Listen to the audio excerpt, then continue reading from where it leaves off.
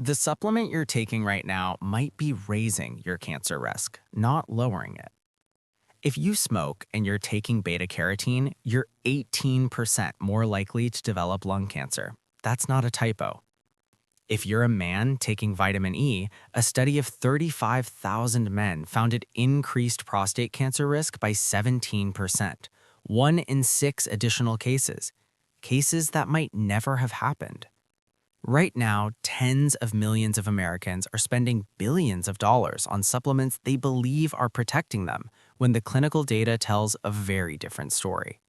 In the next 15 minutes, we're going to go through the actual science, which vitamins have real evidence behind them, which ones are useless, and which ones are quietly dangerous. We'll cover vitamin D, beta-carotene, vitamin E, folic acid, vitamin C, magnesium, calcium, and iodine, with real trial numbers, not wellness blog talking points. Stick around to the end. The final section has specific dosage thresholds you need to know, including the point at which vitamin D becomes toxic. Let's get one thing out of the way first. No supplement cancels out a bad lifestyle. If you're sedentary, you smoke, or your diet is mostly processed food, no capsule is going to protect you. That's just not how biology works. Supplements are not insurance policies. They're not permission slips. They can be a useful addition to an already solid foundation, but they cannot be the foundation itself. Now, vitamin D, probably the most hyped supplement in America right now. Walk into any Whole Foods, any CVS, any GNC, and it's everywhere. The enthusiasm isn't entirely wrong. Vitamin D does play a role in hundreds of biological processes, including cell division and the regulation of genes that control tumor growth. In 2019, the VITAL trial concluded, one of the largest nutrition studies ever run in the US. 26,000 participants, 5 years of vitamin D supplementation. Verdict: zero reduction in new cancer diagnoses. But here's where it gets interesting. Among people who already had cancer and were taking vitamin D during treatment, mortality rates were lower. So the data suggests vitamin D doesn't prevent cancer from developing, but it may help the body fight back once cancer is already present. That's a meaningful distinction. To be absolutely clear, vitamin D is not a cancer treatment. It does not replace chemotherapy, radiation, or immunotherapy. But as adjunct support during treatment, the evidence is worth paying attention to. Who genuinely needs vitamin D? People who live in northern states like Minnesota, Washington, or Alaska. People who spend most of their time indoors. People with higher body weight or chronic illness. These groups absorb and metabolize it less efficiently.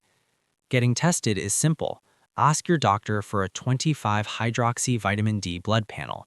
The optimal range is 30 to 50 nanograms per milliliter.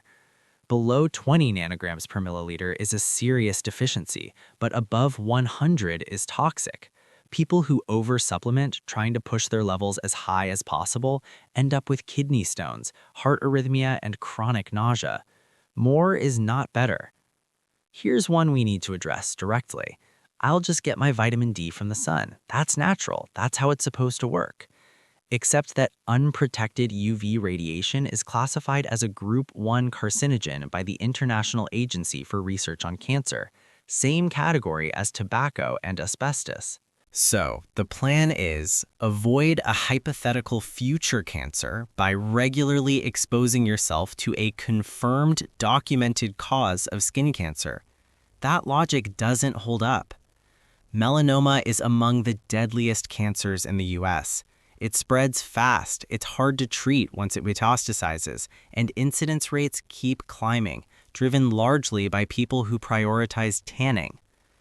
Go outside, enjoy the outdoors. Just use SPF 30 or higher consistently.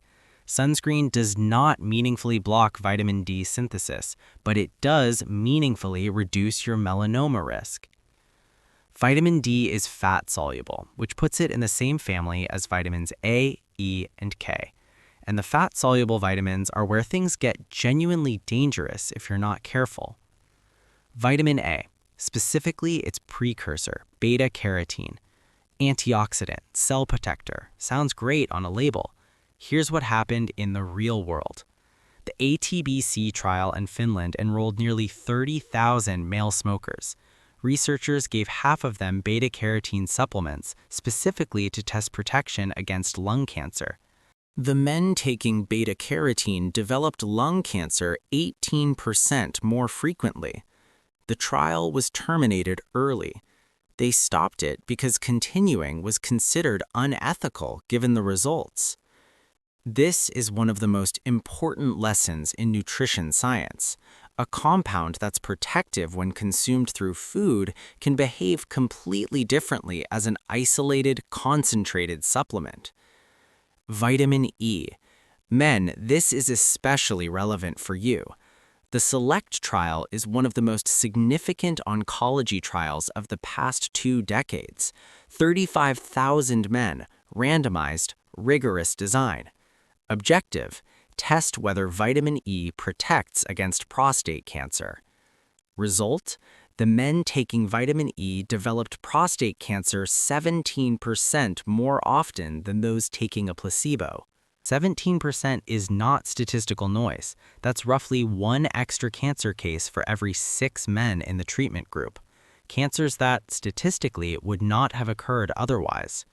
If you've been taking vitamin E as a preventative measure, that data should give you serious pause. Talk to your doctor before continuing. Vitamin K has a much quieter research profile. No major trials, no alarming findings. It plays a well-established role in blood clotting and bone mineralization. Taking separate vitamin K tablets, there's no compelling evidence to support it for most people.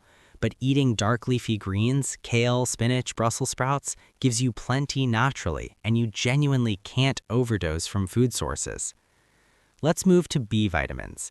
These vitamins are directly involved in DNA synthesis and cellular repair, the most fundamental biological processes, and the same ones where cancer-driving errors can occur. Vitamin B9, folic acid. Here is one of the most counterintuitive paradoxes in all of nutrition science. Every cell in your body requires it, particularly fast-dividing cells, bone marrow, gut lining, reproductive tissue. Folic acid supplementation during pregnancy is one of the most evidence-backed interventions in medicine. It significantly reduces the risk of neural tube defects like spina bifida. This is not in question. But here's the paradox. In people who don't have a deficiency, taking folic acid as a general supplement may actually accelerate the growth of pre-existing cancer cells. The same mechanism that fuels healthy cell division can fuel malignant cell division. Bottom line, don't take folic acid without first getting your levels checked. This is one supplement where just-in-case supplementation carries real risk. Now for the most overhyped vitamin in American culture.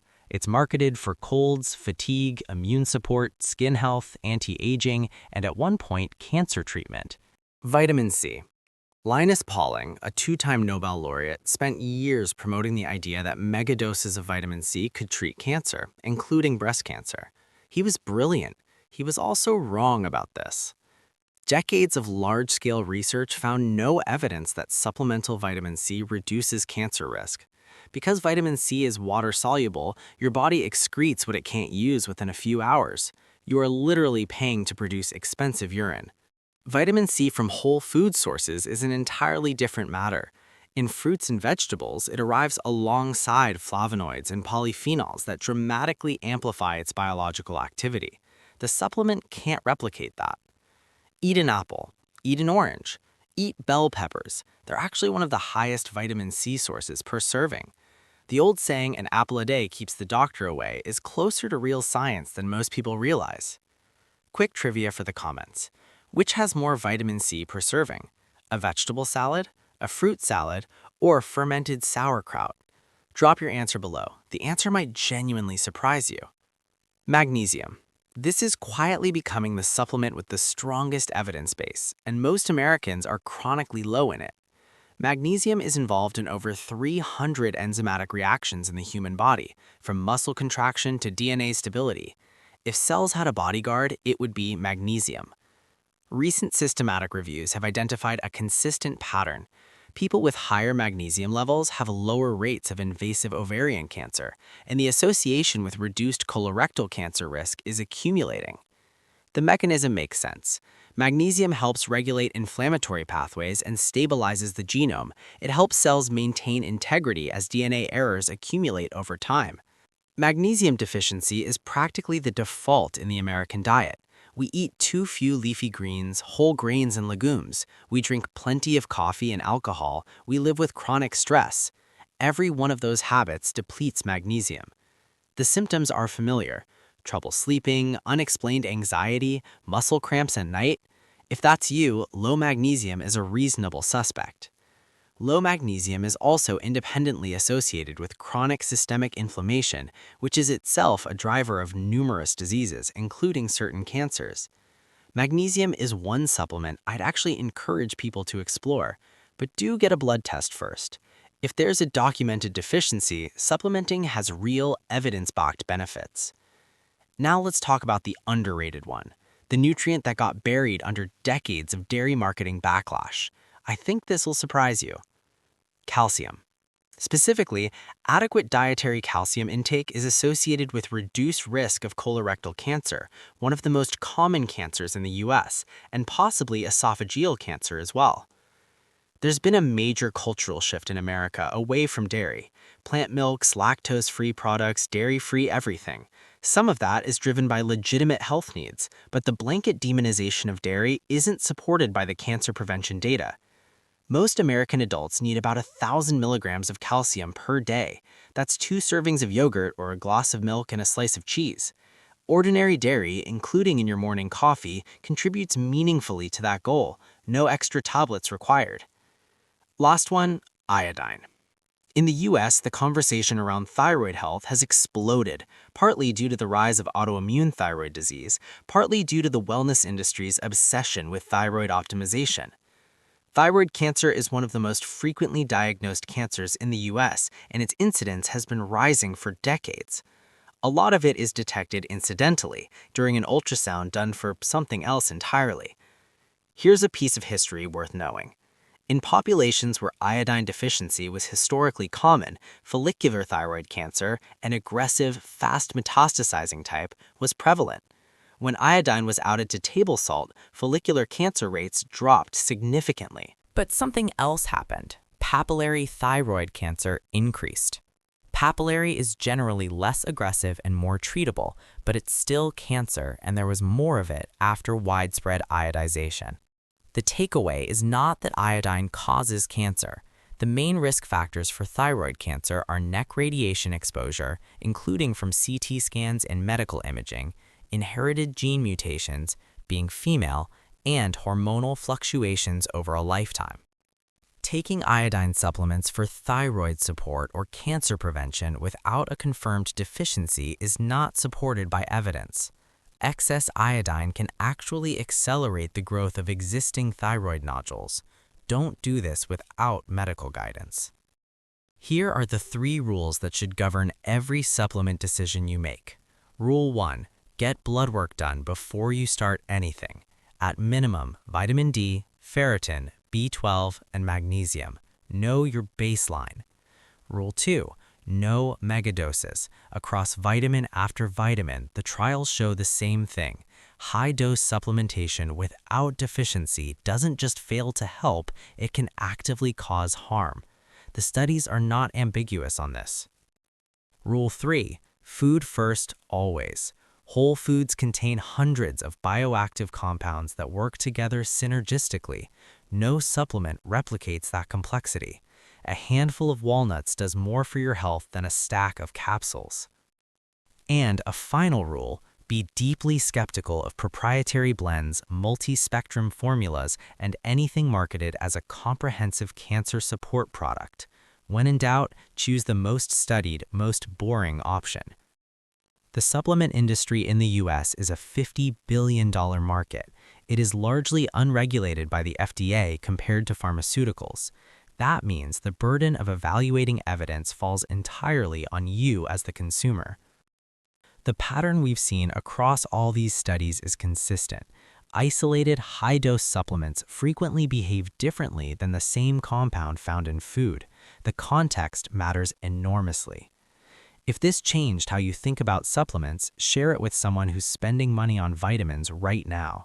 This information is genuinely useful, and the research behind it took decades to accumulate. Drop a comment. Which supplements are you currently taking, and did you get a blood test before starting? Curious what people are actually doing out there. If you found this valuable, subscribe and hit the bell so you don't miss the next one.